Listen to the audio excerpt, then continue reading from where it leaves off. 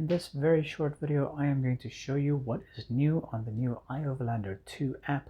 Just a quick tour. If you want any detailed videos, you can use the playlist and you can scroll through there to see some more details on some of the areas in the app. I'm going to launch the app, and the first time you launch the app, you get this little pop-up that says welcome. And if you don't want to see this again, you can say don't show again, or you can simply say not now. But you can also just tap through it, and these are the things we're going to discuss in this video. So you'll notice that if you don't have any places downloaded, that there will be a pin up top that says no places found. You can tap on that, and then you can download that particular area. Now, depending on your subscription level, you might be limited to one area at a time. If you are upgraded, then you can have 3 or even unlimited places. I'm going to cancel out of that for now. The next green icon underneath that, this is for offline maps. If you have offline maps downloaded for that specific region, you can switch between them so you're not using your cell phone data or internet. You can tap away any of the notifications that pop up. And then we can go and see, here are some pins.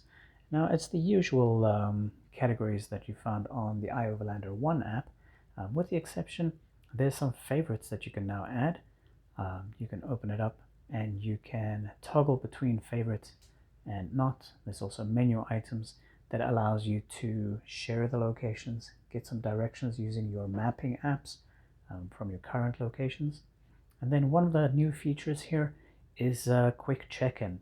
So you can say check into a place, and then if you scroll to the bottom, you see that there's quick check-in that allows you to just hit the button and says, I've been here, everything still seems okay. So that lets other travelers know that the location is still current, it's still open, and that there's no additional changes. I'm going to head back out of that. I'm going to discard that.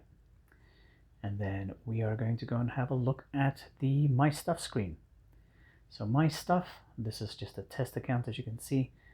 You have favorites and you'll have your history screen. If you don't have any history, it'll say there's no history.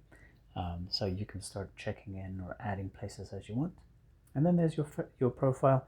You can add an avatar image if you want. It'll display the places that you've added and the amount of check-ins that you've had. The next one down is download places. Here you can actually download sets of places for locations. So if I go in North America, the US, and I scroll down to where I currently am in Washington, you can see I've already have that downloaded. I can also click on My Places. It'll show that I have Washington downloaded. And storage. Here it'll actually show you how many offline maps you have, what's the size, and what's the size for the place download. So if you need to manage some space, you can simply either click on the actions item and you can remove it, or you can click on storage and you can clear the map. I'm going to go back to the main menu, go to offline maps, and offline maps is exactly that. You can select the area that you're in. Once you've upgraded, you will be able to download some offline maps. So if I go to Washington and I scroll down, and I can download Washington, you can see it's downloading now. And then when you click on My Maps, it'll show you the progress as well. And then in storage, once it's downloaded, that should update and give you the space. Lastly, we've got settings. You can go through the settings screen. There's synchronization, where you can decide what you want to sync. You can also turn on auto sync. That'll sync the device or the app for you, get the latest data for you. Your unit preferences, if you decide you want to go metric or imperial, and your coordinate format for whatever you're comfortable with. And then lastly, there's the accounts, where you can edit your profile, and you can also update your password from here.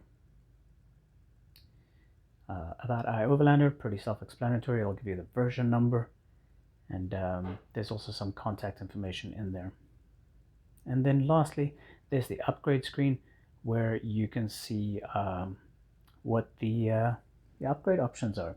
So with that said, I hope you enjoy the app, and please like and subscribe and see the other videos. Thanks for following.